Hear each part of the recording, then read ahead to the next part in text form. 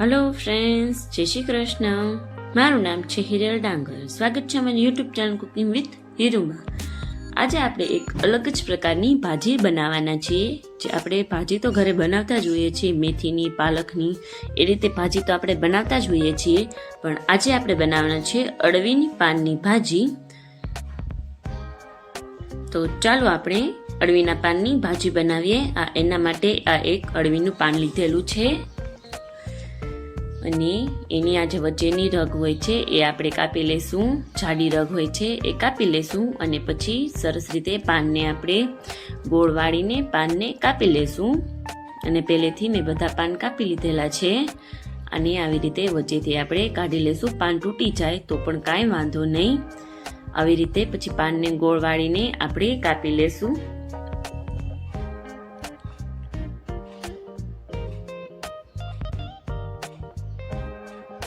બહુ ઝીણી ઝીણી સુધારવાની જરૂર નથી, તમે મીડિયમ સાઇઝમાં પણ સુધારી શકો છો। તમે જોઈ શકો છો કે પાનની ભાજી સરસ રીતે સુધારાઈ ગઈ છે। હવે એક પેનની અંદર 2 મોટા ચમચા જેટલું તેલ લીધેલું છે અને ગેસ શરૂ કરીને તેલને થોડી વાર માટે ગરમ થવા દેશું। તેલ થોડું ગરમ થઈ ગયું છે। હવે એની અંદર લસણની કળીઓ છે એ એડ કરશું। 8 થી 10 લસણની કળી લીધેલી હતી અને એને આવી રીતે ઝીણી ઝીણી કાપીને લીધેલી હતી। આની અંદર લસણની પેસ્ટ એડ કરતા આપણે જે આ ઝીણી ઝીણી લસણની કળીઓ સુધારીને નાખીએ એનો ખૂબ જ સરસ ટેસ્ટ આવે છે।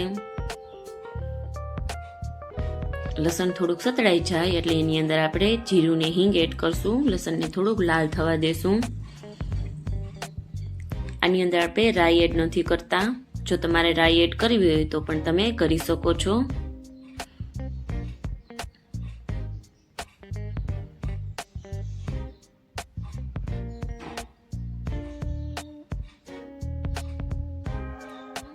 લસણને સાતળવામાં 1 જ મિનિટ જેવું થાય છે। લસણ હવે સતરાઈ ગયું છે। એની અંદર અડધી ચમચી જેટલું જીરું એડ કરશું અને થોડીક એવી હિંગ એડ કરશું અને અડધી મિનિટ જેવું સાતળવા દેશું અને પછી એની અંદર આપણે જે આ ભાજી સુધારીને રાખી હતી એ એડ કરશું, એટલે કે અળવીના પાન એડ કરશું અને હવે આને આપણે હલાવી લેશું। સરસ રીતે આપણે આને હલાવી લેશું। અળવીના પાનના પાત્રા તો આપણે ઘરે બનાવતા જ હોઈએ છીએ, પણ આજે આપણે આની ભાજી બનાવવાના છીએ જે ખાવામાં ખૂબ જ સરસ ટેસ્ટી હોય છે અને મેથીની ભાજી જેવી જ એકદમ સરસ લાગે છે।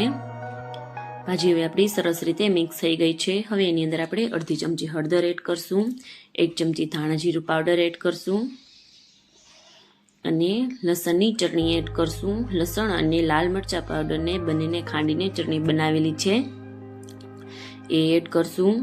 આની અંદર તમે જો લસણ નાખ્યું છે અને ખાલી અત્યારે તમે લાલ મરચું પાવડર એડ કરો તો પણ ચાલે, પણ મેં અત્યારે લસણવાળી ચટણી જ એડ કરેલી છે। અને જો તમે લસણ ના ખાતા હોય તો તમે એમનેમ જ વઘાર કરી શકો છો, એ પણ ખૂબ જ સરસ બને છે। આની અંદર થોડુંક એવું પાણી એડ કરશું, થોડુંક એવું એટલે કે 3 થી 4 ચમચી જેટલું જ પાણી એડ કરશું।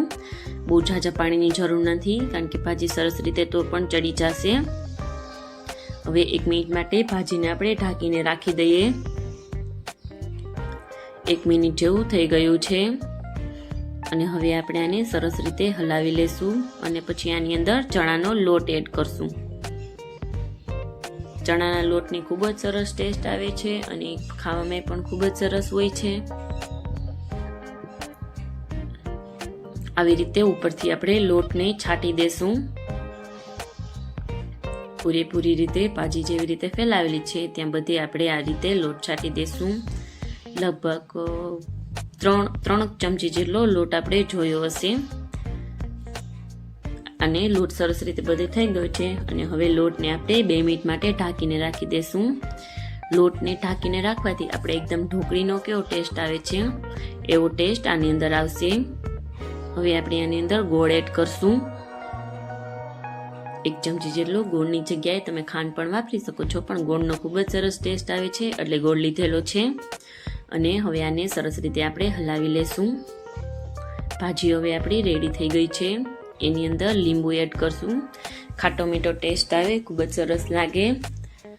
એટલે ભાજી હવે રેડી થઈ ગઈ છે અને એને એક સર્વિંગ બાઉલની અંદર કાઢી લેશું. તો રેડી છે આપણી અળવીના પાનની ભાજી. આને તમે મકાઈના રોટલા સાથે, ઝાડના રોટલા સાથે અથવા તો બાજરાના રોટલા સાથે ખાઈ શકો છો અને ખાવામાં ખૂબ જ સરસ અને ટેસ્ટી લાગે છે. જો તમને મારી રેસીપી પસંદ આવતી હોય તો લાઈક કરજો, શેર કરજો, સબસ્ક્રાઈબ કરજો અને બેલ આઇકન દબાવવાનું ના ભૂલતા કે જેથી કરીને નવા વિડીયો નોટિફિકેશન મળતી રહે.